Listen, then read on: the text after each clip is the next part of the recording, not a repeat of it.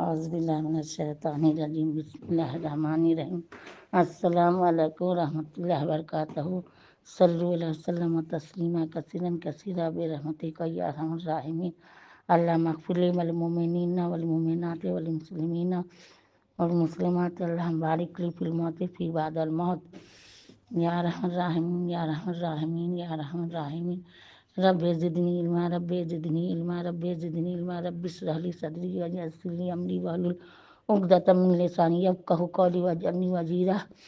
شروع اللہ کے نام سے جو نہایت مہربان بہت رحم والا ہے۔ تلک رسول تیسرا پارہ کا تفسیر پڑھتی ہوں 12 رکوع سے۔ اللہ قبول فرمائے کہ عصمت کا تکفل چونکہ حق تعالیٰ نے کیا ہے، اس لیے اگر فرض کرو ابتدا ولادت میں یہ صورت ان کو پیش آئی ہو اور مریم عیسیٰ کی طرح اس ضابطہ سے مستثنیٰ نہ ہو تو اس میں پھر بھی کوئی شبہ نہیں کہ ان مقدس معصوم بندوں پر شیطان کی اس حرکت کا کوئی مصر اثر قطعاً نہیں پڑ سکتا۔ فرق صرف اتنا ہوگا کہ مریم و عیسیٰ علیہ السلام کو کسی مصلحت سے بصورت سرے سے پیش نہ آئی ہو، اوروں کو پیش آئی ہو مگر کوئی اثر نہ ہو۔ اس قسم کی جزوی امتیازات فضیلت کلی ثابت کرنے کا موجب نہیں ہو سکتے۔ حدیث میں ہے کہ 2 بچیاں کچھ اشعار گا رہی تھی، حضور صلی اللہ علیہ وسلم نے دھر سے منہ پھیر لیا۔ ابو بکر رضی اللہ عنہ نے آئے مگر لڑکیاں بستر مشغول رہیں۔ اس کے بعد حضرت عمر آئے، لڑکیاں اٹھ کر بھاگ گئیں۔ حضور صلی اللہ علیہ وسلم نے فرمایا، عمر جس راستہ پر چلتا ہے شیطان وہ راستہ چھوڑ کر بھاگ جاتا ہے۔ کیا اس سے کوئی خوش فہم یہ مطلب لے سکتا ہے کہ رسول صلی اللہ علیہ وسلم حضرت عمر کو اپنے سے افضل ثابت کر رہے ہیں؟ ہاں، ابو ہریرہ رضی اللہ عنہ کا سے شیطان کی حدیث کو آیت حضا کی تفسیر بنانا بظاہر چسپاں نہیں ہوتا، الا یہ کہ آیت میں داؤ اف کو ترتیب کے لیے نہ سمجھا جائے۔ حدیث میں استثناء ہے، صرف مسیح کے مریم سے پیدا ہونے کا واقعہ مراد ہو، مریم و مسیح الگ الگ مراد نہ ہو۔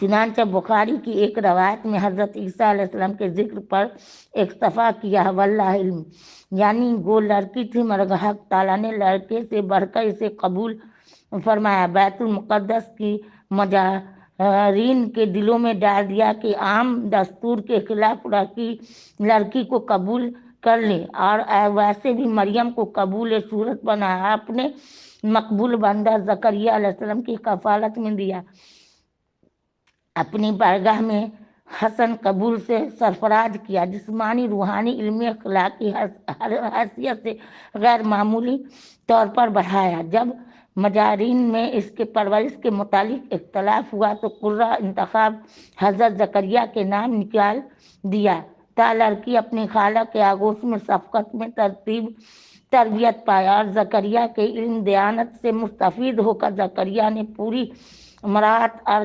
جدوجہد کی۔ جب مریم سیانی ہوئی تو مسجد کے پاس ان کے لیے ایک حجرہ مخصوص کر دیا۔ مریم دن بھر وہاں عبادت وغیرہ مشغول رہتی۔ اگر ہم چاہیں تو عربی کو اچھے طریقے سے اپنے طور پر بھی سمجھا سکو، لیکن اللہ تعالیٰ ہر انسان کو سمجھے کی صلاحیت دی ہے۔ پر غور و فکر آپ لوگ کریے گا، سننے کے بعد اپنے سمجھ میں آ جائے گی باقی بات بھی انشاءاللہ۔ اللہ میرے بھی توفیق دے۔ چونکہ وقت بہت کم میرے پاس رہ گیا، لیے ہم جو تفسیر ہے وہی بیان کرو، ہم اپنی طرف سے اس کا خلاصہ نہ کر پا رہے ہیں۔ انشاءاللہ اگر وقت رہے گا تو وہ بھی کر دیں۔ دن بھر وہاں عبادت وغیرہ میں مشغول رہتی، رات اپنی خالہ کے گھر گزارتی۔ اکثر سلف کے نزدیک رزق سے مراد ظاہری کھانا ہے۔ کہتے ہیں کہ مریم کے پاس بے موسم میوے آتے، گرمی کے پھل سردی میں اور سردی کے گرمی میں۔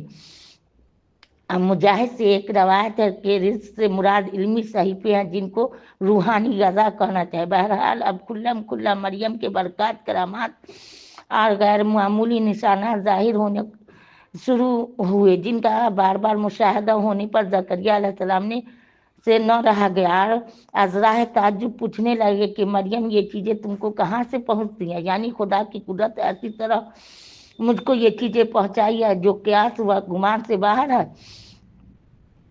हजरत जकरिया बूढ़े हो चुके थे, उनकी बीवी बांस थी, औलाद की कोई जाहिरी उम्मीद न थी। मरियम की नेकी बरकत और गैर मामूली खारिक देखकर दफतन कल्ब में एक जोश उठा और फौरी तहरीक हुई कि मैं भी औलाद की दुआ करूं। उम्मीद है मुझे भी बेमौसम मेवा मिल जाए, यानी बुढ़ापे में औलाद मरहमत हो। दुआ कबूल हुई, बशारत मिली कि लड़का होगा जिसका नाम यहया रखा गया, अल्लाह की तरफ से। एक हुक्म से यहाँ हजरत मसीह अलैहिस्सलाम मुराद है, जो खुदा के हुक्म से बदूम बाप के पैदा हुए। हजरत यहया लोगों को पहले से खबर देते थे कि मसीह पैदा होने वाले हैं, यानी लज्जात सहवास से बहुत ज़्यादा रुकने वाला होगा, अल्लाह की इबादत में इस कदर मशगूल रहेगा कि औरत की तरफ इल्तफात करने की नौबत न आएगी। ये हज़रत यहया का मखसूस हाल था जिसने जो अल्लाह ने बताया, जिससे उम्मत मुहम्मदिया सल्लल्लाहु अलैहि वसल्लम के लिए कोई ज़ाब्ता नहीं बन सकता। हमारे पैगंबर सल्लल्लाहु अलैहि वसल्लम का आला इम्तियाज़ ये है कि कमाल माशरत के साथ कमाल इबादत को जमा फरमाया, यानी इस्लाह व रुश्द के आला मर्तबा पर फायज होगा, जिसे नबुव्वत कहते हैं, या साला के माने शाइस्ता के लिए जाएंगे, यानी नहायत शाइस्ता होगा। यानी इसकी कुदरत मसीहत सिलसिला असबाब के पाबंद नहीं गो। इस आलम में इसकी आदत यह है कि असबाब आदिया से बात को पैदा कर ले, लेकिन कभी कभी असबाब आदिया के खिलाफ गैर मामूली तरीक़ा से किसी चीज़ का पैदा कर देना भी उसकी ख़ास आदत है। यानी अल्लाह की असल ये है कि मरियम सिद्दीक़ा के पास खारिक आदत तरीक़ा से रिज्क पहुंचा और बहुत से गैर मामूली वाक़यात ज़हूर पजीर होना, ये देख कर मरियम के हुजरा में बेसाख्ता हज़रत जकरिया अलैहिस्सलाम का दुआ मांगना, फिर उनको उनकी बांझ औरत के बुढ़ापे में गैर मुताद तौर पर औलाद मिलना, इन सब निशानात को कुदरत की तरफ से उस अजीम शान आयत इलाहिया की तहमीद समझना चाहिए जो मरियम के वजूद से बदू ने कुर्बान जौज मुस्तकिल करीब में जाहिर होने वाली थी। गोया हजरत यहया की गैर मुतादाद विलादत ताकि जो आगे हजरत मसीह की गैर मुतादाद विलादत के सिलसिला में आया चाहता है, जिससे मालूम हो जाए कि अब हमल करार पा गया है, ताकि करीब औलाद के आसार देखकर मुसरत ताज़ा हासिल हो। शुक्र नेमत में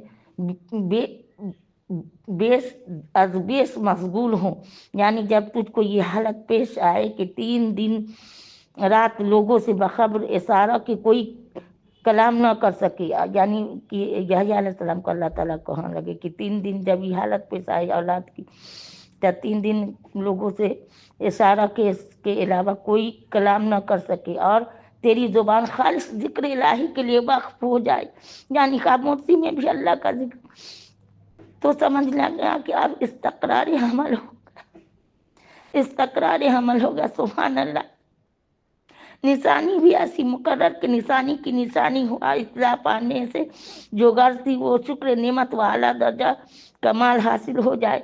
गोया खुदा के जिक्र शुक्र के सिवा चाहे भी तो ज़बान से दूसरी बात न कर सके, यानी इस वक्त खुदा को बहुत कसरत से याद करना, सुबह शाम तस्बीह तहलील में लगे रहना मालूम होता है कि आदमियों से कलाम न करना गो इस्तरारी था, ताकि इन दिनों में महज जिक्र व शुक्र के लिए फारिग होकर बेजा कर दिए जाएं, लेकिन खुद जिक्र व फिक्र में मशगूल रहना इस्तरारी न था, इसलिए इसका अम्र फरमाया गया। हज़रत ज़करिया यहया अलैहिस्सलाम का किस्सा जो ज़मनी मुनासबात से दरमियान में आ गया था, आज इसमें इस्तफ़ाल आल इमरान की ताकीद हज़रत मसीह अलैहिस्सलाम की किस्सा की तहमीद थी। यहाँ ख़त्म करके फिर मरियम अलैहिस्सलाम के वाक़यात की तरफ कलाम मुंतकिल किया गया। चुनांचे मसीह से पहले उनकी वालिदा का फज़ल व शर्फ जिक्र फरमाते हैं, यानी फरिश्तों ने मरियम से कहा कि अल्लाह ने तुझे पहले दिन से छांट लिया के बावजूद लड़की होने के अपने न्याज में कबूल किया। तरह तरह के अबाल रफिया और करामाते सीनी अनायत फरमाए। सुथरे अखलाक पाक तबियत ज़ाहिरी बात नज़ाहत अता फरमा कर अपनी मस्जिद की खिदमत के लायक बनाया, जहाँ کہ عورتوں پر تجھ کو بعض وجہ سے فضیلت بخشی، مثلا ایسی استعداد رکھی کہ بدون مس بشر تنہا اس کے وجود سے حضرت مسیح العظم پیغمبر پیدا ہو۔ یہ امتیاز دنیا میں کسی عورت کو حاصل نہیں ہوا، یعنی خدا نے جب ایسی عزت اور بلند مرتبہ تجھ کو عطا فرمایا تو چاہیے کہ ہمیشہ اخلاص و تذلل کے ساتھ اپنے پروردگار کے آگے جھکی رہے اور وظائف عبودیت کے انجام دینے میں پیش گرمی دکھلائے۔ حق تعالیٰ نے تجھے جس امر عظیم کے بڑے کار لانے کا ذریعہ تجویز کیا وہ ظہور پذیر ہو۔ جیسے کہ خدا کے آگے رکوع کرتے ہیں تو بھی اسی طرح رکوع کرتی رہ، یا یہ مطلب ہے کہ جماعت کے ساتھ نماز ادا کر، اور چونکہ کم از کم رکوع میں امام کے ساتھ شریک ہونے والا اس رکعت کو پانے والا سمجھا جاتا ہے، شاید اس لیے نماز کو بدون رکوع تعبیر کیا گیا۔ کیا فہم من کلام ابن تیمیہ بھی کہتا تھا واللہ علم اس تقدیر پر اگر فتنی میں قنوت سے قیام مراد لیں تو قیام، رکوع، سجود تینوں حیات صلات کا ذکر آیت میں ہو جائے گا۔ تنبیہ: ممکن ہے کہ اس وقت عورتوں کو عام طور پر جماعت میں شریک ہونا جائز ہو، خاص فتنہ سے معمون ہونے کی صورت میں اجازت ہو، یا مریم کی خصوصیت ہو، یا مریم اپنے حجروں میں رہ کر تنہا یا دوسری عورتوں کے ہمراہ امام کی اقتدا کرتی ہو، سب احتمالات واللہ علم۔ یعنی ظاہری حیثیت سے آپ کو کچھ پڑھے لکھے نہیں پہلے سے اہل کتاب کو کوئی متبع صحبت نہیں رہی جن کے واقعات ماضیہ کی ایسی تحقیقی معلومات ہو سکے، صحبت ہوتی بھی تو کیا تھا، وہ لوگ خود ہی اوہام خرافات کے اندھیروں میں پڑے بھٹک رہے تھے، کسی نے عداوت میں اور کسی نے حد سے زیادہ محبت میں آ کر صحیح واقعات کو مسخ کر رکھا تھا، پھر اندھے کی آنکھ سے روشنی حاصل ہونے کی کیا توقع ہو سکتی تھی۔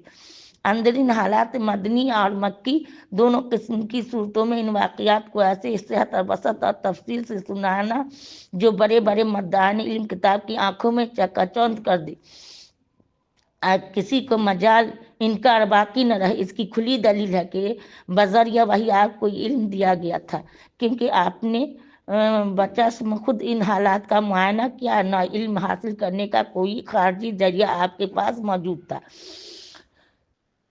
یعنی آپ صلی اللہ علیہ وسلم کے بارے میں۔ حضرت مریم نظر میں قبول کر لی گئی تو مسجد کے مجارین میں جھگڑا ہوا کہ انہیں کس کی پرورش میں رکھا جائے۔ آخر قرآن اندازی کی نوبت آئی، سب نے اپنے قلم جن سے تورات لکھتے تھے چلتے پانی میں چھوڑ دیے کہ جس کا قلم پانی کے بہاؤ پر نہ بہے بلکہ الٹا پھر جائے اس کو حقدار سمجھے۔ اس میں بھی قرہ حضرت زکریا علیہ السلام کے نام نکلا اور حقدار کو پہنچ گیا۔ حضرت مسیح علیہ السلام کو یہاں اور قرآن حدیث میں کئی جگہ کلمت اللہ فرمایا ہے، لیکن بالتحقیق حضرت مسیح کو کلمت اللہ کا حکم کہنا اس حیثیت سے ہے کہ ان کی پیدائش باپ کے توسط کے بدون عام سلسلہ اسباب کے خلاف محض خدا کے حکم سے ہوئی، اور جو فعل عام اسباب عادیہ کے سلسلہ سے خارج ہو عموماً اس کی نسبت براہ راست حق تعالیٰ کی طرف کر دی جاتی ہے، جیسے فرمانا مسیح اصل عبرانی میں مسیح یا مسیحا تھا جس کے معنی مبارک کے معرب ہو کر مسیح بن گیا۔ باقی دجال جو کہ مسیح کہا جاتا ہے بالاجماع عربی لفظ ہے جس کی وجہ تسمیہ اپنے موقع پر کئی طرح بیان کی گئے۔ مسیح کا دوسرا نام یا لقب عیسیٰ ہے، یہ اصل عبرانی ہے، یسوع تھا، معرب ہو کر عیسیٰ بنا جس کے معنی سید کے ہے۔ یہ بات خاص طور پر قابل غور ہے کہ قرآن نے یہاں ابن مریم علیہ السلام کو حضرت مسیح کے لیے بطور جزو علم کے استعمال کیا، کیونکہ خود مریم کی بشارت سناتے وقت یہ کہنا کہ تجھے کلمت اللہ کی خوشخبری دی جاتی ہے جس کا نام مسیح عیسیٰ ابن مریم علیہ السلام ہوگا، عیسیٰ کا پتہ بتلانے کے لیے تھا، بلکہ اس پر متنبہ کرنا تھا کہ باپ نہ ہونے کی وجہ سے اس کی نسبت صرف ماں ہی کی طرف ہوا کرے گی، حتیٰ کہ لوگوں کو خدا کی یہ آیت عجیبہ ہمیشہ یاد دلانے اور مریم کے بزرگی ظاہر کرنے کے لیے گویا نام کا جزو بنا دے گی۔ ممکن تھا کہ حضرت مریم کو بمقتضائے بصیرت یہ بشارت سن کر تشویش ہو کہ دنیا میں کس طرح बावर करेगी कि तन्हा औरत से लड़का पैदा हो जाए, नाचार मुझ पर तोहमत रखेंगे। अब बच्चा को हमेशा बुरे लक़्ब से मशहूर करके ईज़ा पहुंचाएंगे, मैं किस तरह बारात करूंगी। इसलिए आगे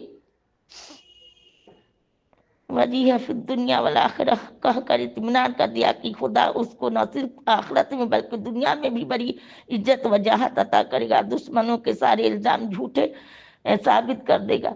वजीह का लफ्ज़ यहाँ ऐसा समझो जैसे मूसा अलैहिस्सलाम के मुतल्लिक़ फरमाया, गोया जो लोग वजीह को हिलाते हैं उनको हक ताला खुसूसी तौर पर झूठे तान तस्नी या इल्ज़ामात से बरी करता है। हज़रत मसीह अलैहिस्सलाम की नस्ब पर जो खबीस बातिन तान करेंगे, खुदा को या किसी इंसान को झूठ मूठ इनका बाप बताएंगे, इख्तलाफ वाक़िया उनको मसलूब मकतूल या बहालाते ज़िंदगी मुर्दा कहेंगे। उल्हियत वाबनियत वगैरह के बातिल अकाद की मुशरिकाना तालीम इनकी तरफ मंसूब करेंगे। इस तरह के तमाम इल्ज़ामात से हक़ ताला दुनिया आखिरत में एलानिया बरी ज़ाहिर करके उनकी वजाहत नज़ाहत व आला रवीस अशहाद इजहार फरमाएगा, जो वजाहत उनको विलादत और बासत के बाद दुनिया में हासिल हुई, इसकी पूरी तकमील नुज़ूल के बाद होगी। जैसा कि अहले इस्लाम का इज्तिमाई अकीदा है कि फिर आखिरत में खुसूसियत के साथ उनसे सवाल कर कायनामात खुसूसी याद दिलाकर तमाम अव्वलीन आखिरीन की रूबरू वजाहत व करामत का इजहार होगा, जैसा कि सूरत मायदा में मज़कूर है। और न सिर्फ ये कि दुनिया आखिरत में बावजाहत होंगे बल्कि खुदा ताला के अशख़ास ख़ास मुक़र्रबीन में उनका शुमार होगा, यानी नहायत शाइस्ता और आला दर्जा के नेक लोग होंगे, नहायत आला दर्जा के नेक होंगे और अव्वल माँ की गोद में फिर बड़े होकर अजीब गरीब बातें करेंगे।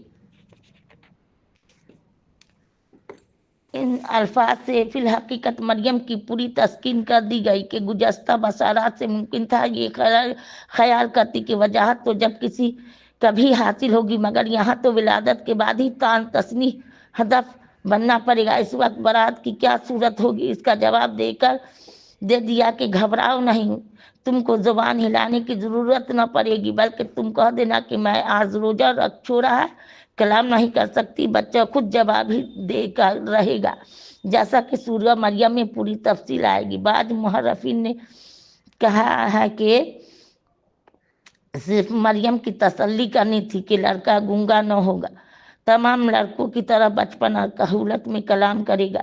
लेकिन अजीब बात यह है कि महशर में भी जो लोग ईसा को यूं खिताब करेंगे और खुद हक ताला भी क़यामत के दिन फरमाएंगे, क्या वहाँ भी इस खास निशान का बयान फरमाना इसीलिए है कि मरियम को इत्मीनान हो जाए कि लड़का गूंगा नहीं, आम लड़कों की तरह बोलने वाला है। मालूम हुआ कि वो बसारा से यही समझेगी कि लड़का बहालते वजूद होने वाला है, वरना ताज्जुब का क्या मौका था। यानी इस तरह बदू ने मिस बसर के हो जाएगा। खिलाफ आदत होने की वजह से ताज्जुब न कर, हक ताला जो चाहे जिस तरह चाहे पैदा कर दे, उसकी कुदरत की हद बंदी नहीं हो सकती। एक काम का इरादा किया और हो गया, न वो मादा का मुताज न असबाब का पाबंद। यानी लिखना सिखाएगा, आम कुतुब हिदायत का अमूमन तौरात इंजील का खुसूसन इल्म अता फरमाएगा, बड़ी गहरी हिकमत की बातें तलकीन करेगा और बंदा के ख्याल में मुमकिन ही है किताब हिकमत से मुराद कुरान सुन्नत हो, क्योंकि हज़रत मसीह नज़ूल के बाद कुरान सुन्नत रसूलुल्लाह सल्लल्लाहु अलैहि वसल्लम के मुआफिक हुक्म करेंगे, यानी जब क़यामत में आएंगे। और ये जब ही हो सकता है कि इन चीज़ों का इल्म दिया जाए। वल्लाह इल्म यानी पैगंबर होकर अपनी कौम बनी इसराइल से ये फरमाएंगे, महज शक्ल सूरत बनाने को खल्क से ताबीर करना सिर्फ ज़ाहिरी हैसियत से है, जैसे हदीस सही में ये मामूली तस्वीर बनाने को खल्क से ताबीर फरमाना, फरमाकर बतला दिया कि महज ज़ाहिरी सूरत के लिहाज से गैर अल्लाह पर भी ये लफ्ज़ बोला जा सकता है, अगरचे हकीकत तख्लीक के लिहाज से हक ताला के सिवा कोई खालिक नहीं कहा जा सकता। यही इसलिए यहाँ यूँ न फरमाया मैं मिट्टी से परिंदा बना देता हूँ, यूँ कहा कि मैं मिट्टी से परिंदा की शक्ल बनाकर इसमें फूंक मारता, फिर वो परिंदा अल्लाह के हुक्म से बन जाता है। यानी ईसा अलैहिस्सलाम ने कहा बहरहाल ये मुजजा आपने दिखलाया। कहते हैं कि बचपन ही में बतौर अरहास आपसे ये खर्क आदत जाहिर हुआ ताकि तहमत लगाने वालों को एक छोटा सा नमूना कुदरत खुदाबंदी का दिखला दी कि जब मेरे नफका फूकने पर खुदा ताला मिट्टी की बेजान सूरत को जादनार बना देता, इस तरह अगर इसने बदुलमिस बसर महज रूहुल कुदूस के नफका के एक बरगीज़िदा औरत की पानी पर रूह ईसवी फायज कर दी तो क्या ताजुब है। बल्कि हजरत मसीह चूँकि नफका जिब्राइलिया से पैदा हुआ है, इस मसीहाई नफका को इस नौयत विलादत का एक असर समझना चाहिए। सूरह मायदा के आखिर में हजरत मसीह अलैहिस्सलाम की इन मुजज़ात व खारिक का पर दूसरे रंग में कलाम किया जाएगा। वहाँ मुलाहजा किया जाए। खुलासा ये कि हजरत मसीह पर कमालात मलकिया और रूहिया का गलबा था, उसके मुनासिब आसार जाहिर होते थे। लेकिन अगर बशर को मुल्क पर फजीलत हासिल हुआ और अगर अबू बशर को महजूद मलाइका बनाया गया तो कोई शुबा नहीं कि जिसमें तमाम कमालात बसरिया जो इबादत से मजमुआ कमालात रूहानिया जिस्मानिया से आला दर्जा पर होंगे, इसको हजरत मसीह से अफजल मानना पड़ेगा। वो ज़ात कुदूसी सफ़ात मोहम्मद रसूलुल्लाह सल्लल्लाहु अलैहि वसल्लम की है। इस ज़माने में इत्तिबा हुक्मा का जोर था। हजरत मसीह को ऐसे मुजज़ात मरहमत हुए जो लोगों पर उनके सबसे ज़्यादा मानिया नाजपन थे। हजरत मसीह का नुमाया तफूक साबित करे इस बला शुबा मुद्दा का जिंदा का नाहक ताला की सिफत है, जैसा कि बादल्लाह की कैद से साफ जाहिर है। मगर मसीह का इसका जरिया होने की वजह से तौसन अपनी तरफ निस्बत कर रहे हैं। ये कहना कि हक ताला कुरान करीम में या नबी करीम सल्लल्लाहु अलैहि वसल्लम अहादीस में ऐलान कर चुके हैं, अज़ल से अब तक किसी मुद्दा को दुनिया में दोबारा जिंदा नहीं किया जाएगा, निरा दावा है जिसका कोई सबूत नहीं। अगर उसने कुरान में फरमाकर ये बतलाया कि मरने वाले की रूह खुदा ताला रोक लेता है और सोने वाले की इस तरह नहीं रोकता, तो ये कब कहा है कि इस रोक लेने के बाद दोबारा उसे छोड़ देने का अख्तियार नहीं रहता। याद रखो, मुझे जह वही जो हक ताला की आम आदत के खिलाफ मद्दई नबुव्वत की तस्दीक के लिए जाहिर किया जाए। बस ऐसी नसूस को लेकर जो किसी चीज़ निस्बत खुदा की आम आदत बयान करती हो, इस्तदलाल करना उनसे मुजज़ात की नफ़ी होती है। सरे से मुजज़ा के वजूद का इनकार और अपनी हिमाकत व गुबादत का इजहार है। मुजज़ा अगर आम कानून आदत के मुआफिक आया करे तो उसे मुजज़ा क्यों कहेंगे। हज़रत मसीह अलैहिस्सलाम का बिन बाप पैदा होना या बड़ा वाबरस और अहया मौता वगैरह मुजज़ात दिखलाना अहले इस्लाम में तमाम सल्फ खल्फ के नज़दीक मुस्लिम रहा। सहाबा ताबईन में एक कौल भी इससे इनकार में दिखलाया नहीं जा सकता। आज जो मुल्हिद यह दावा करके इन खवारिक का मानना हिकमत कुरानी के खिलाफ है, गोया वो ऐसी चीज़ों को महकमात बतलाता है जिनका सही मतलब समझने से तमाम उम्मत आजिज रही, या सब के सब महकमात को छोड़कर और मुंतशाबात के पीछे पड़कर मुस्ताक बन गए। आजकल के मुल्हिदीन के सिवा मुंतशाबात को महकमात की फितरत लौटाने की किसी को तौफीक न हुई। इलियास बिल्लाह यह है कि वो आयात जिनके ज़ाहिरी माना को सारी उम्मत मानती चली आई है, महकमात है,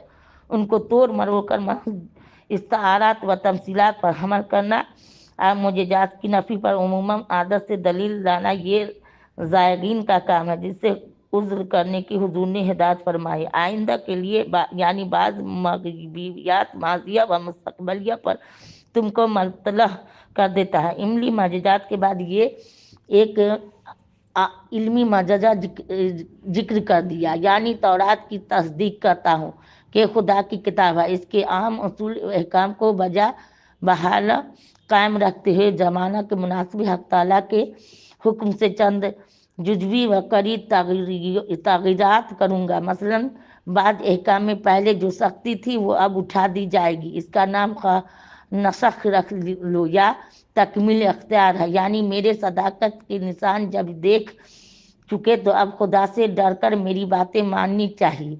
यानी सब बातों की एक बात और सारी जड़ की असल ये जड़ है कि हक़ ताला को मेरा और अपना दोनों का यकसा रब समझो। बाप बेटे के रिश्ते कायम न करो और इसी की बंदगी करो। सीधा रास्ता रज़ाए इलाही तक पहुँचने का यही तौहीद तक़वा इताअत रसूल है।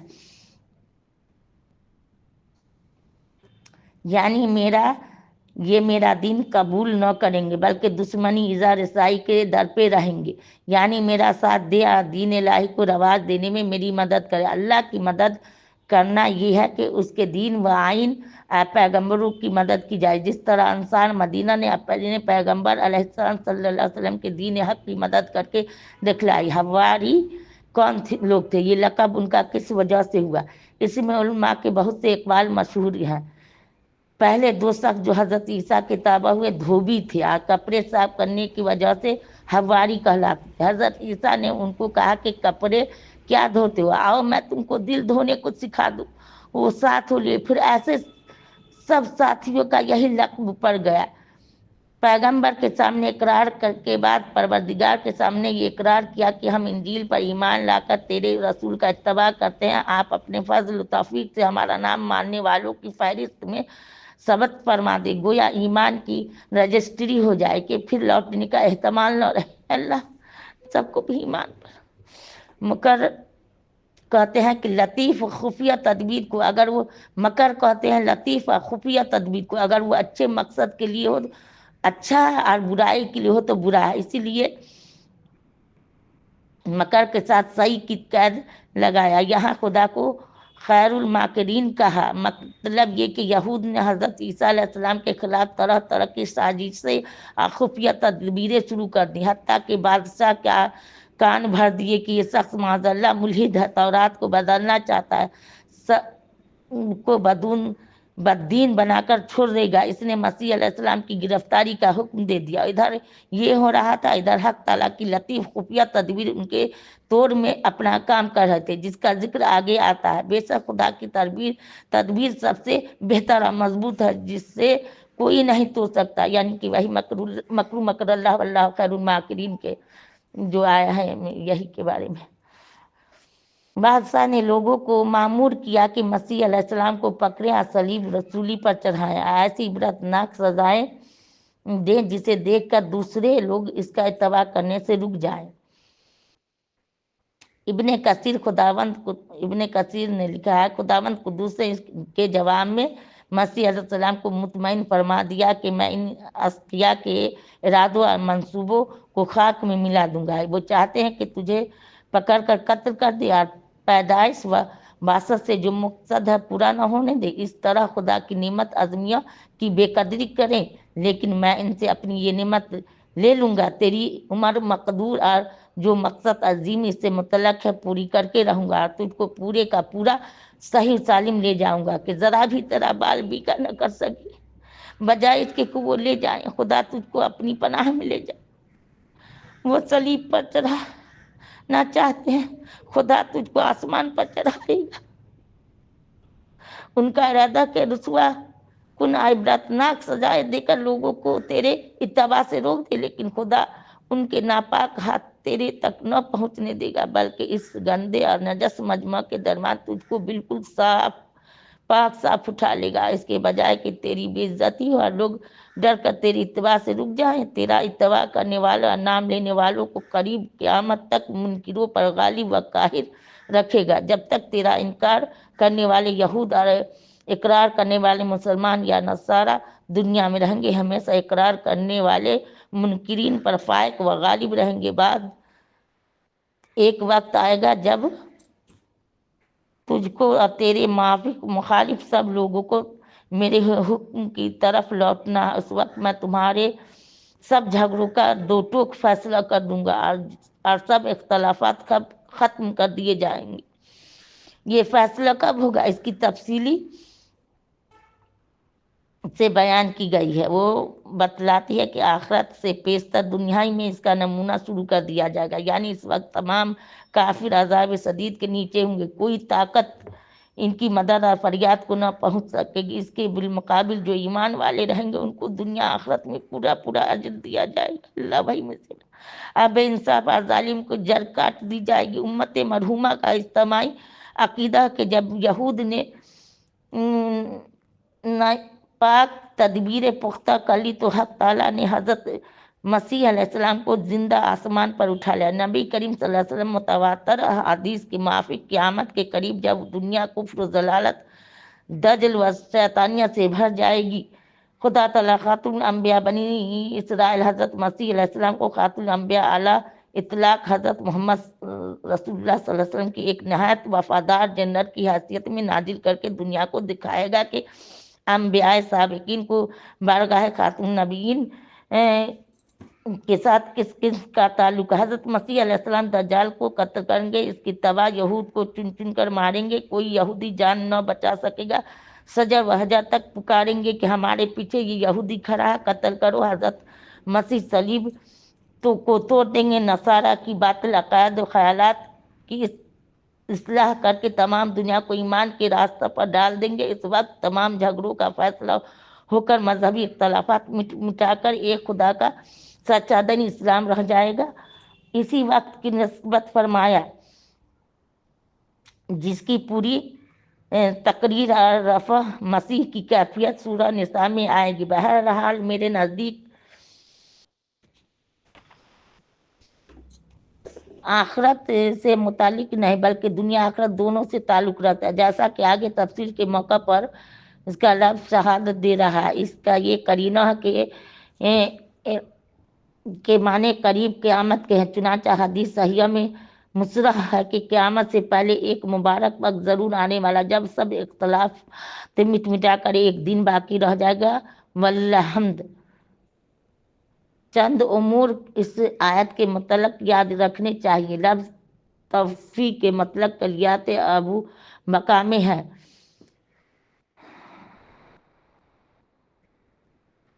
عوام کے یہاں موت دینے اور جان لینے کے لیے استعمال ہوتا ہے، لیکن بلغا کے نزدیک اس کے معنی ہے پورا وصول کرنا، ٹھیک لینا۔ گویا ان کے نزدیک موت پر بھی توفی کا اطلاق اس حیثیت سے ہوا کہ موت میں کوئی عضو خاص نہیں بلکہ خدا کی طرف پوری جان وصول کر لی جاتی ہے۔ اب اگر فرض کرو خدا تعالیٰ نے کسی کی جان بدن سمیت لے لی تو اسے بطریق اولا توفی کہا جائے گا۔ جن اہل لغت نے توفی کے معنی قبض روح کے لکھے ہیں، انہوں نے یہ نہیں کہا کہ قبض روح بدن کو توفی نہیں کہتے، نہ کوئی ایسا ضابطہ بتلایا کہ جب توفی کا فاعل اللہ مفعول ذی روح ہو تو بعد موت کے کوئی معنی نہ ہو سکے۔ ہاں، چونکہ عموماً قبض روح کا وقوع بدن سے جدا کر کے روح ہوتا ہے، اس لیے کثرت عادت کے لحاظ سے اکثر موت کا لفظ اس کے ساتھ لکھ دیتے ہیں، ورنہ لفظ کا لغوی مدلول قبض روح بدن کو شامل ہے۔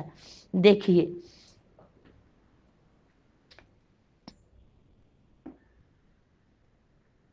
قبض روح کے دو صورتیں بتلائی، موت اور نیند۔ اس تقسیم سے نیز توفی کو نفس پر وارد کر کے اور موتا کی قید لگا کر بتلا دیا کہ توفی اور موت دو الگ الگ چیزیں۔ اصل یہ ہے کہ قبض روح کے مختلف مدارج ہیں، ایک درجہ وہ ہے جو موت کی صورت میں پایا جائے، دوسرا وہ جو نیند کی صورت میں۔ قرآن نے بتلا دیا کہ دونوں پر توفی کا لفظ اطلاق کرتا ہے، کچھ موت کی تخصیص نہیں۔ اب جس طرح اس نے دو آیتوں میں نوم پر توفی کا اطلاق جائز رکھا، حالانکہ نوم میں قبض روح بھی پورا نہیں ہوتا، اس طرح اگر آل عمران اور مائدہ کی دو آیتوں میں توفی کا لفظ قبض روح ماں بدن کے پر اطلاق کر دیا گیا تو کون سا استحالہ لازم آتا ہے، بالخصوص جب یہ دیکھا جائے کہ موت نوم میں لفظ توفی کا استعمال قرآن کریم نے شروع میں ہی کیا ہے۔ جاہلیت والے تو امہ اس حقیقت سے ناآشنا تھے کہ موت یا نوم میں خدا تعالیٰ کوئی چیز آدمی سے وصول کر لیتا ہے، اس لیے لفظ توفی کا استعمال موت نوم پر اس کے یہاں شائع نہ تھا۔ قرآن کریم نے موت وغیرہ کی حقیقت پر روشنی ڈالنے کے لیے اول اس لفظ کا استعمال شروع کیا تو اسی کو حق ہے کہ موت نوم کی طرح اخذ روح بدن کے نادر مواقع میں بھی استعمال کر لی۔ بہرحال آیت حاضرہ میں جمہور کے نزدیک توفی سے موت مراد نہیں، اور ابن عباس سے بھی صحیح ترین روایت یہی ہے کہ حضرت مسیح علیہ السلام زندہ آسمان پر اٹھائے گئے ہیں،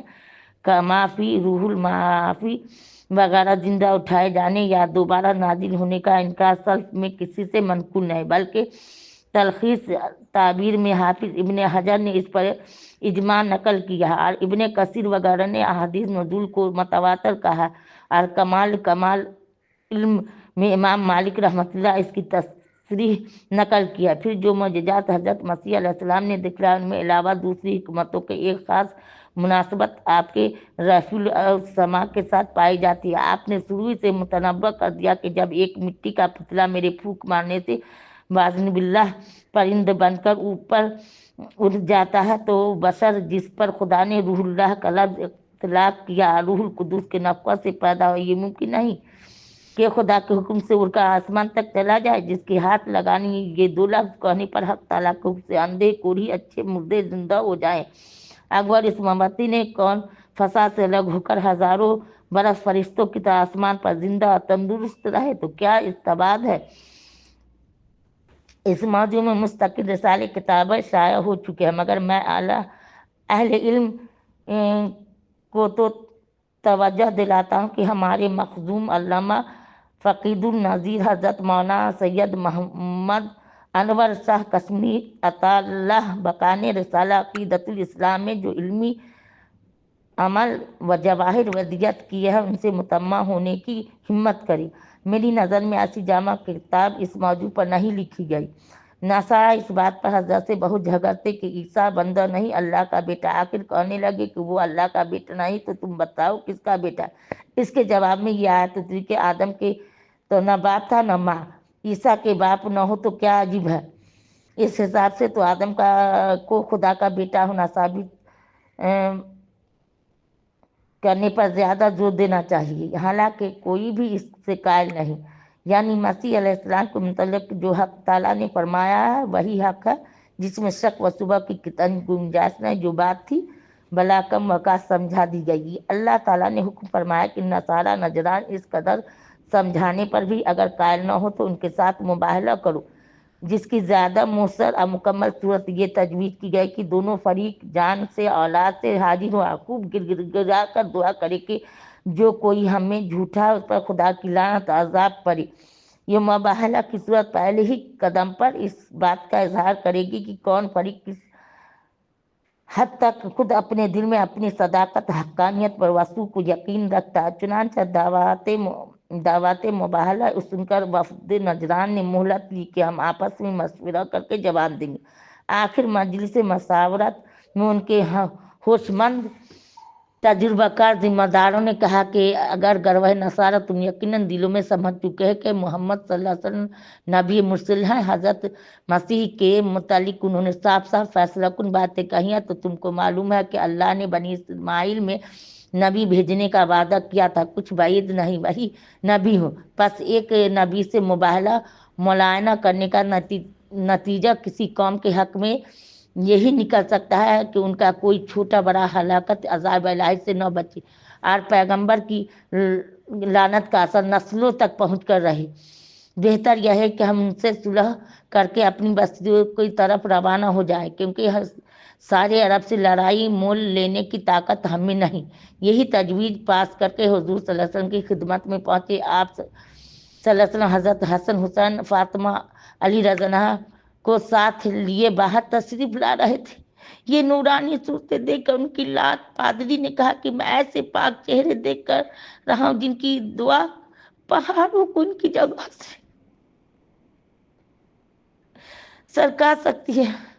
उनसे मुबाहला करके हलाक न हो, वरना एक नसरानी जमीन पर बाकी न रहेगा। आखिर उन्होंने मुकाबला छोड़कर सालाना जजिया देना कबूल किया, सुलह करके वापस चले गए। हदीस में हज़रत सल्लल्लाहु अलैहि वसल्लम ने फरमाया कि अगर मुबाहला करते तो वादी आग बनकर उन पर बरसती या खुदा ताला नजरान का बिल्कुल इस्तेसाल कर देता। 1 साल के अंदर अंदर तमाम नसारा हलाक हो जाते। कुरान ने ये नहीं बतलाया कि मुबाहला की सूरत नबी करीम सल्लल्लाहु अलैहि वसल्लम के बाद भी अख्तियार की जा सकती है। ये कि मुबाहला का असर क्या हमेशा वही ज़ाहिर होना चाहिए जो आपके मुबाहले में ज़ाहिर होने वाला था। बाज़ सल्फ के तरीके अमल बाज़ फ़क़ाहे हनफिया के तसरीहात से मालूम होता है कि मुबाहला की मशरूयत अब भी बाकी है, मगर उन चीज़ों में जिनका सबूत बिल्कुल किते हो। ज़रूरी नहीं कि मुबाहला में बच्चों औरतों को भी शरीक किया जाए। मुबाहलीन पर इस किस्म का अजाब आना ज़रूरी है जो पैगंबर सल्लल्लाहु अलैहि वसल्लम के मुबाहला पर आता है, बल्कि एक तरह का इत्माम हुज्जत करके बहस व जदाल से अलग हो जाना है। और मेरे ख्याल में मुबाहला हर एक काजिब के साथ नहीं, सिर्फ काजिब मांद के साथ होना चाहिए। इब्ने कसीर कहते हैं वल्लाहि दावत मुबाहला के साथ बतला दिया कि मुबाहला इस पर किया जाता था जो कुछ हजरत मसीह के मतलब कुरान में बयान हुआ वही सच्चा बयान है। खुदा के बारगाह हर किस्म की नस्ल का बाप बेटे वगैरह के ताल्लुकात से पाक है। अपनी जबरदस्त कुदरत हिकमत छोटे या सच्चे के साथ वही मामला करेगा जो उसके हक बहाल हो। अगर न दलाइल से माने न मुबाहला पर आमादा हो तो समझ लो कि इहकाक मकसूद नहीं, न दिल में अपने अकायद के सदाकत पर वसू का महज फितना फसाद फैलाना पेश नज़र है। तो खूब समझ ले कि सब मुफसिदीन अल्लाह की नज़र में है। पहले नकल किया जा चुका कि हुजूर सल्लल्लाहु अलैहि वसल्लम जब वफद नजरान को कहा कि मुस्लिम बन जाओ तो कहने लगे कि हम मुस्लिम हैं। इससे मालूम हुआ कि मुसलमानों की तरह उनको भी मुस्लिम होने का दावा था। इस तरह जब यहूद नसारा के सामने तौहीद पेश की जाती तो कहते कि हम भी खुदा को एक ही कहते हैं, बल्कि हर मजहब वाला किसी न किसी रंग में ऊपर जाकर करार करता है कि बड़ा खुदा एक ही है। यहाँ इसी तरह तवज्जो दिलाई गई कि बुनियादी अकीदा खुदा का एक होना, अपने को मुस्लिम मानना, जिस पर हम दोनों मुत्तफिका, ऐसी चीज़ है जो हम सबको एक कर सकता है, बशर्ते कि आगे चलकर अपने तसरुफ और तहरीफ से इसकी हकीकत बदल न डाले। ज़रूरत इसकी है कि जिस तरह ज़ुबान से मुस्लिम मुहद्दी कहते हो, हकीकत अमलन भी अपने को तन्हा खुदा वाहिद ला शरीक ला की सपुर्द कर दो। न उसके सिवा किसी की बंदगी करो, न उसकी सफ़ात खासा में किसी को शरीक ठहराओ, न किसी और आलिम फ़कीर पीर पैगंबर के साथ वो मामला करो जो हजरत रब कदीर के साथ किया जाना चाहिए। मतलब किसी को उसका बेटा पोता बनाना या नसूस से शरीयत से किता नज़र करके महज किसी के हलाल हराम कर देने पर अशिया की हिल्लत पर हुम्मत का मदार रखना, जैसा कि तफसीर से जाहिर होता है।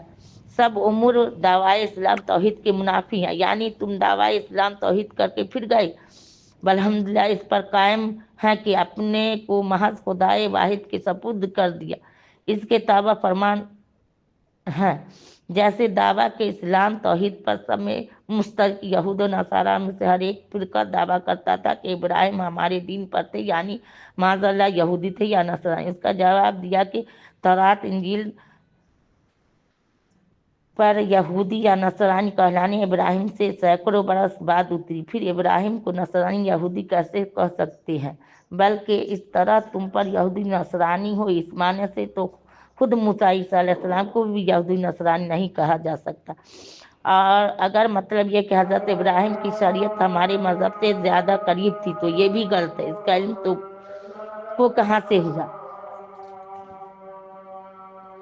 किताब में मज़कूर नहीं, न खुदा ने खबर दी, न तुमको कोई सबूत पेश कर सकते हो। फिर ऐसी बात में झगड़ा जिसका कुछ इल्म आदमी को न, हिमाकत नहीं तो और क्या। जिन चीज़ों की तुम्हें कुछ थोड़ी सी बहुत खबर थी, महज ना तमाम और सरसरी थी। मसलन मसीह अलैहिस्सलाम के वाक़यात, नबी आखिर ज़मान सल्लल्लाहु अलैहि वसल्लम की बशारत वगैरह, इनमें तुम झगड़ चुके।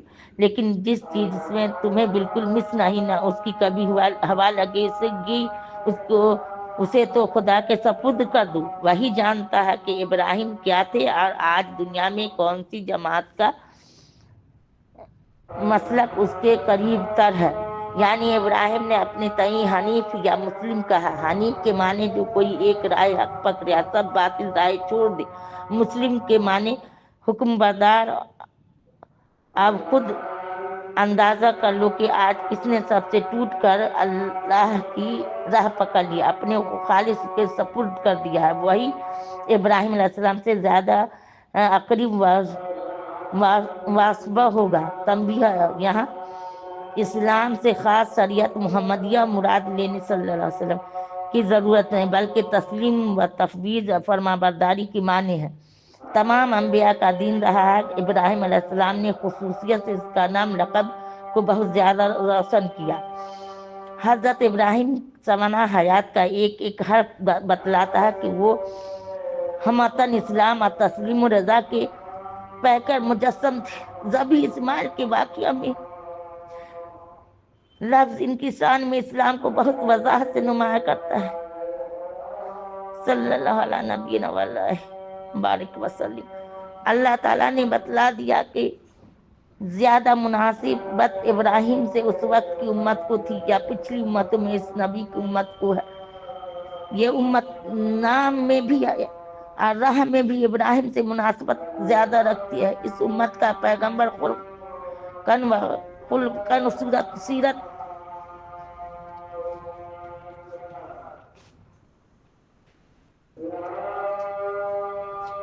حضرت ابراہیم سے شبہ ان کی دعائیں کے موافق آیا ہے، جیسا کہ سورہ بقرہ میں گزرا۔ اس لیے حبشہ کا نصرانی بادشاہ نجاشی مسلمان مہاجرین کو حضرت ابراہیم کہتا تھا۔ شاید اس قسم کی مناسبات کی وجہ سے درود شریف میں آیا ہے، فرمایا یعنی اس نوعیت نمونہ کی صلاۃ نازل فرمائے جو ابراہیم و آل ابراہیم پر کی تھی۔ جامع ترمذی میں حدیث ہے کہ اس مضمون کی تفصیل آئندہ کسی صورت میں آئے گی انشاءاللہ، یعنی اپنی راہ کے حق ہونے پر محض کسی کی موافقت و مصاحبت سے دلیل جب پکڑے کہ اپنے اوپر وحی نہ آتی ہو سو اللہ والی ہے۔ مسلمان کا یہ براہ راست اس کا کے حکم پر چلتے ہیں۔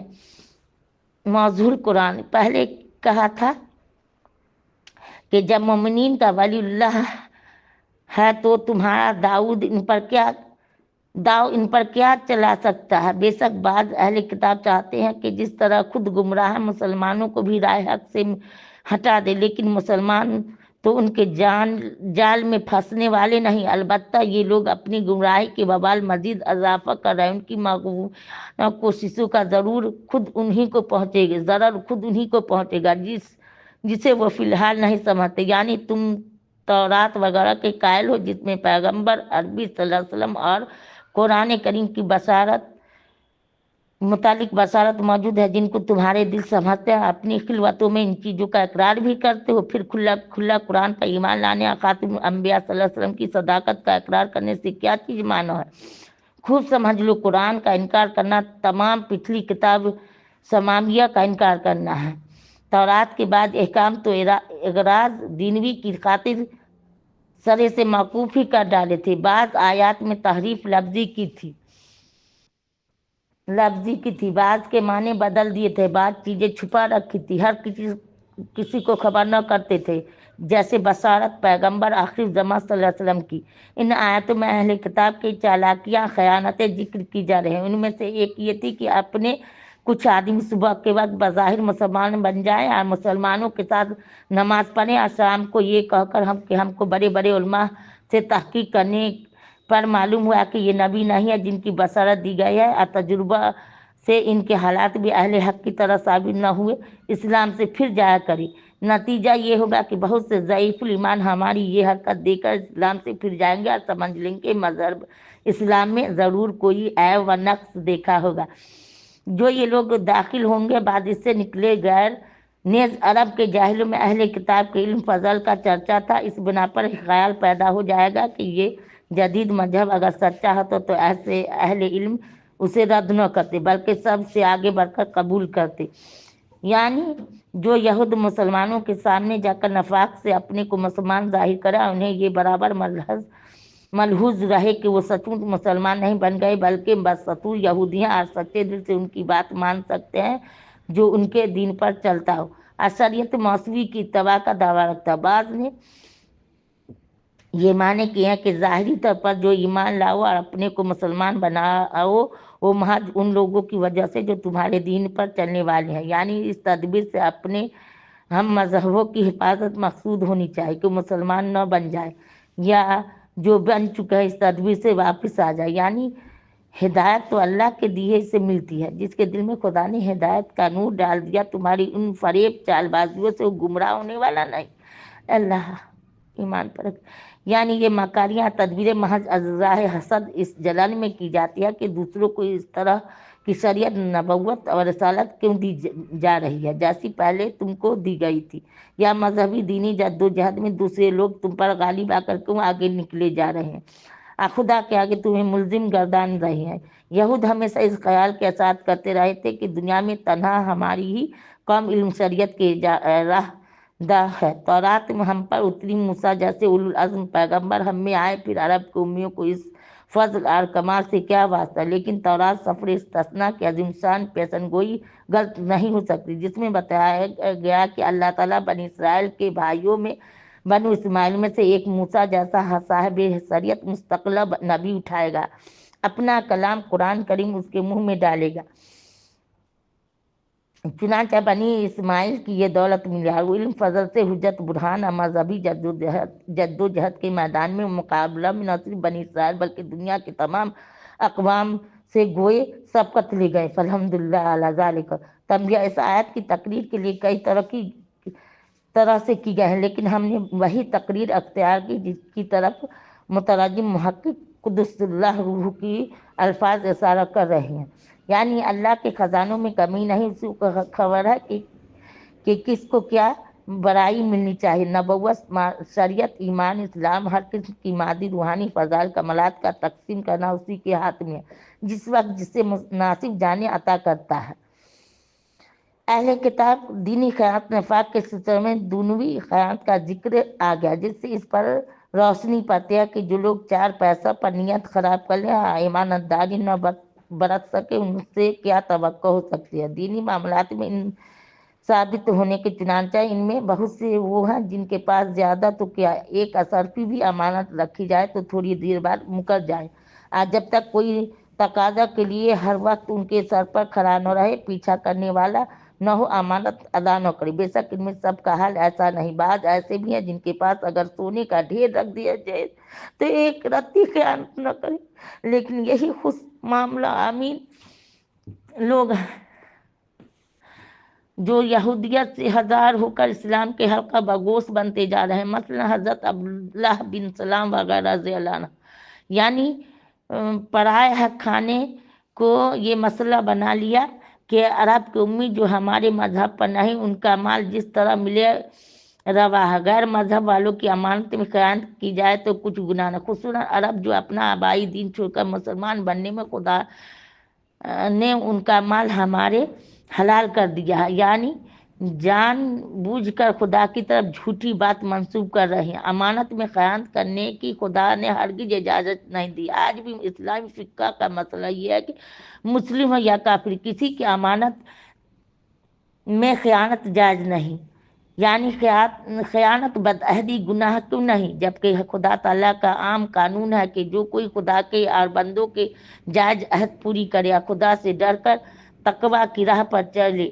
یعنی فاسد خیالات، مذموم اعمال اور پست اخلاق سے پرہیز کرے، اس سے خدا محبت کرتا ہے۔ اس میں امانت داری کی خصلت بھی آگے، یعنی جو لوگ دنیا کی متاع قلیلہ کر خدا کے عہد اور آپس کی قسموں کو توڑ ڈالتے ہیں، نہ باہمی معاملات درست رکھتے ہیں، نہ خدا سے جو قول قرار کیا تھا اس پر قائم رہتے ہیں، بلکہ مال و جاہ کی حرص میں ان احکام شریعہ کو بدلتے ہیں، کتب سمایا میں تعریف کرتے رہتے ہیں، ان کا انجام آگے مذکور ہے۔ حضرت صاحب لکھتے ہیں کہ یہودی صفت تھی، اللہ نے ان سے اقرار لیا تھا اور قسمیں دی تھی کہ ہر نبی کے مددگار رہو، پھر غرض دنیا کے واسطے پھر گیا، جو کوئی جھوٹی قسم کھائے دنیا لینے کے واسطے، اس کا یہی حال ہے۔ اس کی آیت سورہ بقرہ 21ویں رکو میں گزر چکی، وہاں کے فائدے میں الفاظ کی تفصیل دیکھ لی جائے۔ یہ اہل کتاب کی تحریف کا بیان فرمایا، یعنی آسمانی کتاب میں کچھ چیزیں اپنی طرف سے بڑھا گھٹا کر ایسے اندازہ لہجہ میں پڑھتے ہیں کہ ناواقف سننے والا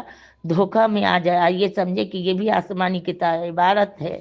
یہی نہیں بلکہ زبان سے دعویٰ بھی کرتے ہیں کہ یہ سب اللہ کے پاس سے آیا ہے، حالانکہ نہ وہ مضمون کتاب میں موجود ہے نہ خدا کے پاس سے آیا ہے، بلکہ خود اس کی تحریف شدہ کتاب کو بھی بہیات مجموعی خدا کی کتاب نہیں کر سکتی، کیونکہ اس میں طرح طرح کے تصرفات اور جال سازیاں کی گئی ہیں۔ آج بائبل کے جو نسخے دنیا میں موجود ہیں ان میں باہم شدید اختلافات پایا جاتا ہے، بعض ایسے مضامین درج ہیں جو قطعاً خدا کی طرف سے نہیں ہو سکتے۔ اس کی کچھ تفسیر روح المعانی میں موجود ہے، اس بات تحریف پر ہمارے علماء نے مضبوط بحثیں کی ہیں۔ اللہ احسن الجزا۔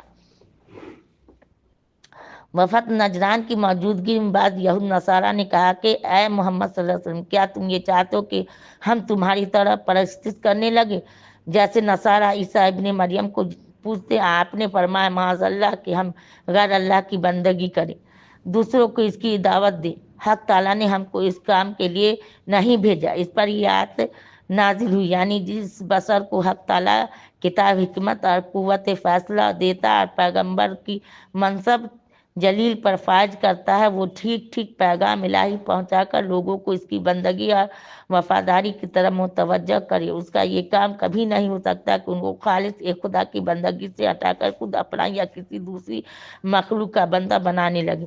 اس کی تو یہ معنی ہوں گے کہ خداوند قدوس نے جس منصب کا اہل جان کر بھیجا تھا، فی الواقع وہ اس کا اہل نہ تھا۔ دنیا کی کوئی گورنمنٹ بھی اگر کسی شخص کو ایک ذمہ داری کے عہدہ پر مامور کرتی ہے تو پہلے دو باتوں سوچ لیتی ہے، یہ کہ گورنمنٹ کی پالیسی کو سمجھے اور اپنے فرائض کو انجام دینے کی لیاقت رکھتا ہے یا نہیں۔ گورنمنٹ کے احکام کی تعمیل کرنے اور رعایا کو جہد و وفاداری پر قائم رکھنے کی کہاں تک اس سے توقع کی جا سکتی ہے؟ کوئی بادشاہ یا پارلیمنٹ ایسے آدمی کو نائب سلطنت یا سفیر مقرر نہیں کر سکتی جس کی نسبت حکومت کے خلاف بغاوت پھیلانے یا اس کی پالیسی احکام سے انحراف کرنے کی ادنا شبہ ہو۔ بے شک یہ ممکن ہے کہ ایک شخص کی قابلیت یا جذبہ وفاداری کا اندازہ حکومت صحیح طور پر نہ کر سکتی ہو، لیکن خداوند قدوس کے یہاں یہ بھی احتمال نہیں۔ اگر کسی فرد کی نسبت اس کو علم ہے کہ یہ میری وفاداری اطاعت شعاری سے بال برابر تجاوز نہ کرے گا تو محال ہے کہ وہ آگے چل کر اس کے خلاف ثابت ہو سکے، ورنہ علم الہی کا غلط ہونا لازم آتا ہے۔ لیاذ باللہ، نعوذ باللہ، یہیں سے عصمت انبیاء علیہ السلام کا مسئلہ سمجھ میں آتا ہے کہ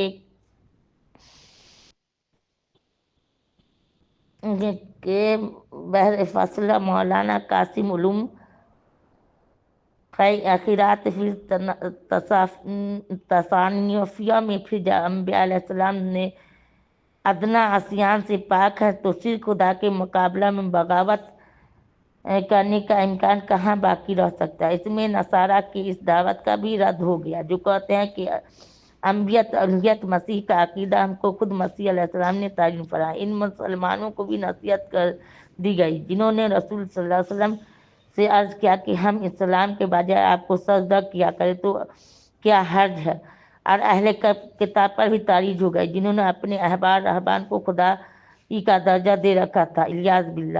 تنبیہ: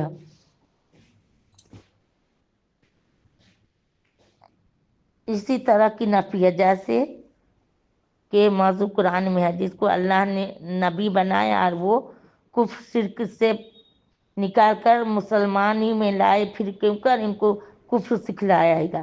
ہاں، تم کو اہل کتاب یہ کہتا ہے کہ تم میں جو آگے دینداری تھی، کتاب کا پڑھنا سکھانا، وہ نہیں رہی، اب میری صحبت پھر وہی کمال کرو، عالم حکیم فقیہ عارف مدبر متقی اور پکے خدا پرست بن جاؤ۔ یہ بات اب قرآن کریم پڑھنے پڑھانے سیکھنے سکھانے سے حاصل ہو سکتی ہے۔ جیسے نصارہ نے مسیح روح القدس کو، بعض یہود نے عزیر کو، بعض مشرکین نے فرشتوں کو ٹھہرا لیا تھا۔ جب فرشتے یا پیغمبر خدائی میں شریک نہیں ہو سکتے تو پتھر کے بت اور صلیب کی لکڑی جس میں شمار ہے، یعنی پہلے تو ربانی اللہ والا مسلم محفوظ بنانے میں کوشش کی، جب لوگوں نے قبول کر لیا تو پھر انہیں شرک کی کفر کی طرف لے جا کر اپنی ساری محنت اور کمائی اپنے ہاتھ سے برباد کی، لے چھوڑا۔ جب تم میں سے کسی نبی کے بعد دوسرا نبی آئے جو یقیناً پہلے انبیاء اور ان کی کتاب کے اجمالاً یا تفصیلاً تصدیق کرتا ہو آئے گا تو ضروری ہے کہ پہلا نبی پچھلے کی صداقت پر ایمان لائے، اس کے مدد کرے۔ اگر اس کا زمانہ پائے تو بذات خود بھی نہ پائے تو اپنی امت کو پوری طرح ہدایت تاکید کر جائے کہ بعد میں آنے والے پیغمبر پر ایمان لا کر اس کی اطاعت و نصرت کرنا کہ یہ وصیت کر جانا بھی اس کی مدد کرنے میں داخل ہے۔ اس عام قاعدہ سے روز روشن کی طرح ظاہر ہے کہ خاتم انبیاء محمد رسول اللہ صلی اللہ علیہ وسلم پر ایمان لانے ان کی مدد کرنے کا عہد بلا استثناء تمام انبیاء سابقین سے لیا گیا ہوگا۔ انہوں نے اپنی اپنی امتوں کو یہ قول قرار لیے ہوں گے کیونکہ ایک آپ صلی اللہ علیہ وسلم ہی مخزن الکمالات ہستی تھے جو عالم غیب میں سب سے پہلے عالم شہادت میں سب انبیاء کے بعد جلوہ افروز ہونے والی تھی اور جس کے بعد کوئی نبی آنے والا نہ تھا۔ آپ ہی کا وجود बावजूद तमाम अम्बिया साबिकीन कुतुब समाया की हक्कानियत पर महज तस्दीक सबत करने वाला था। चुनांचे हज़रत अली इब्न अब्बास वगैरह से मनकूल है कि इस किस्म के अहद अम्बिया से लिया गया और खुद आपने इरशाद फरमाया कि अगर आज मूसा अलैहिस्सलाम जिंदा होते तो उनको मेरी इत्तबा की बदून चाह रह न होता। और फरमाया कि ईसा अलैहिस्सलाम जब नाजिल होंगे तो किताब अल्लाह कुरान करीम तुम्हारे नबी की सुन्नत पर फैसला करेंगे। महशर में शफात कुबरा के लिए पेश कदमी करना, तमाम बनी आदम का आपके झंडे तले जमा होना, सभी मिराज में बैतुल मुक़द्दस के अंदर तमाम अंबिया की इमामत कराना, हुजूर सल्लल्लाहु अलैहि वसल्लम की इसी सयादत आम्मा इमामत उज़्मा के आसार में से अल्लाहुम्मा सल्ली अला सय्यदना मुहम्मद व अला सय्यदना मुहम्मद व बारिक वसल्लम, ये अल्फाज महज अहद की ताकीद अतमाम के लिए फरमाए, क्योंकि जिस अहदनामा पर खुदा ताला पैगंबर की गवाही हो उससे ज़्यादा पक्की दस्तावेज कहाँ हो सकती है। जिस चीज़ का अहद खुदा ने तमाम अम्बिया से लिया, अम्बिया ने अपनी अपनी उम्मतों से, अब अगर दुनिया में कोई शख्स इससे रूगर्दानी करे तो बला सुबह परले दर्जे का बदअहद और नाफरमान होगा। बाइबल आमाल रुस्ल बाब 3 आयत में 21 में है कि ज़रूर है कि आसमान उस लिए है उस वक्त तक के सब चीज़ें जिनका जिक्र खुदा ने अपने सब पाक नबियों की ज़ुबानी शुरू किया अपनी हालत पर आवे, क्योंकि मूसा ने बाप दादों से कहा कि खुदावंद जो तुम्हारा खुदा है तुम्हारे भाइयों में से तुम्हारे लिए एक नबी मेरी मानिंद उठाएगा, जो कुछ वो तुम्हें इसके कहे इसके सब सुनो। यानी हमेशा से खुदा का दिन इस्लाम रहा है, जिसके माने हैं हुक्म बरदारी। मतलब यह कि जिस वक्त खुदा ताला का जो हुक्म किसी रास्तबाज और सादिक कौल पैगंबर के तवस्सुत से पहुँचे उसके सामने गर्दन झुका तो बस आज जो अहकाम व हदायत सैयदुल मुरसलीन खातमुल अंबिया सल्लल्लाहु अलैहि वसल्लम ने कराए वही खुदा का दीन है। क्या उसको छोड़कर निजात और फलाह का कोई रास्ता ढूंढते हो? खूब समझ ले कि खुदा का दिन छोड़कर कहीं अब्दी निजात हकीकी कामयाबी नहीं मिल सकती। आदमी को सजावान है कि अपनी खुशी या शौक और रगबत से उस खुदा की हुक्म बरदारी की अख्तियार न करे जिसके हुक्म तकवीनी के तमाम आसमान ज़मीन की चीज़ें हैं, खा हुक्म तकवीनी उनके इरादा खुशी की तवस्सुत से, जैसे फरिश्ता बरदार बंदों की इताअत में मजबूरी और लाचारी से, जैसे आलम का ज़रा ज़रा इन आसार व हवादिस जिनका वकू ज़हूर बदून मखलूक की मसीहत व इरादा के होता हक ताला की मसीहत इरादा का ताबा है। सबको आखिरकार जब वहीं लौट कर जाना है तो अक्लमंद को चाहिए कि पहले से तैयारी कर रख। यहाँ नाफरमानियाँ की तो वहाँ क्या मुँह दिखलाएगा। यानी जो कुछ जिस जमाने में खुदा की तरफ से होता या किसी पैगंबर सल्लल्लाहु अलैहि वसल्लम को दिया गया, हम बला तफरीक सबको हक मानते हैं। एक मुस्लिम फरमाबरदार का ये वतीरा नहीं कि खुदा की बात पैगंबर को माने बात को न माने, गोया आखिर में कहकर इस्लाम की हकीकत बतला दी, आगाह कर दिया कि इस्लाम किसी नबी बरहक और किसी आसमानी किताब की तकजीब पर रवादार नहीं। इसके नज़दीक जिस तरह कुरान करीम पैगंबर अरबी सल्लल्लाहु अलैहि वसल्लम का न मानना कुफ्र, ऐसे ही किसी नबी या किताब समाइया का इनकार करने से भी इंसान काफिर हो जाता। बेशक पैगंबर आखिरुज़्ज़मा सल्लल्लाहु अलैहि वसल्लम की यही शान होनी चाहिए कि वो तमाम पहली किताब नबुव्वतों का मुसद्दिक हो और इस तरह की तमाम को जिनके पास मुकामी नज़ीर व हादी आते रहे थे जामियत कुबरा के सबसे बड़े झंडे के नीचे जमा होने का रास्ता बतलाए। तमिया इस किस्म की आयत पर आखिर में आ चुकी है, मुलाहजा कर लिए जाए। जब खुदा का दीन इस्लाम अपनी मुकम्मल सूरत में आ पहुंचा तो कोई झूठा या नामुकम्मल दीन कबूल नहीं किया जा सकता। तुल्य आफ्ताब के बाद मिट्टी के चिराग जलाना या गैस बिजली और सितारों की रोशनी तलाश करना महज लघु और खुली माकत। मकामी बनूतों और हिदायतों का अहद गुजर चुका। अब सबसे बड़ी आखिरी आलमगीर नबुव्वत हिदायत सी है, रोशनी हासिल करनी चाहिए। यही तमाम रोशनियों के खजाना जिसमें तमाम रोशनियां मदगम हो चुकी, यानी सवाब कामयाबी से कितन महरूम है। इससे बड़ा खसारा क्या होगा कि इसी असल माल ही को खो बैठा। हक ताला ने जिस सही पर पैदा किया था अपने सूद अख्तियार गलतकारी से उस पर भी तबाह कर डाला। जिन लोगों ने वजू हक के बाद जान बुझ कर झगड़ा कुफ्र अख्तियार किया, यानी दिल में यकीन रखते हैं कि आंखों से देख رہے ہیں، بلکہ اپنی خاص مجلس اقرار کرتے ہیں کہ یہ رسول سچا ہے، اس کی حقانیت و صداقت کی روشن دلال کھلے نشانات اور صاف بشارت ان کو پہنچ چکے۔ اس پر بھی کبر، حسد اور حب جاہ، مال، اسلام قبول کرنا کفر و عدوان کے جھوٹ سے مانا ہے، جیسا کہ عموماً یہود و نصارہ کا حال تھا۔ ایسے ہی ہر دھرم ضدی محاذین کی نسبت کیوں کر توقع کی جا سکتی ہے، باوجود اس کی کارروائیاں قائم رکھنے کے خدا تعالیٰ ان کو نجات فلاح اپنی خوشنودی کے راستہ پر لے جائے گا، جنت تک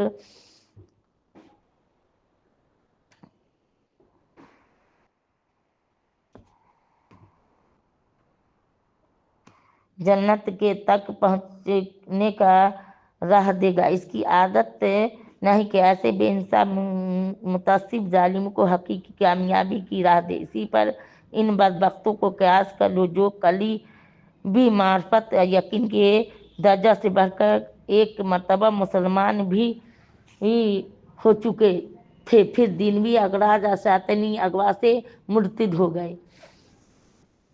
تیسرا پارہ کا تفسیر ختم ہوا۔ اللہ قبول فرمائے، جو غلطی سلطی ہوگا اللہ معاف کرے۔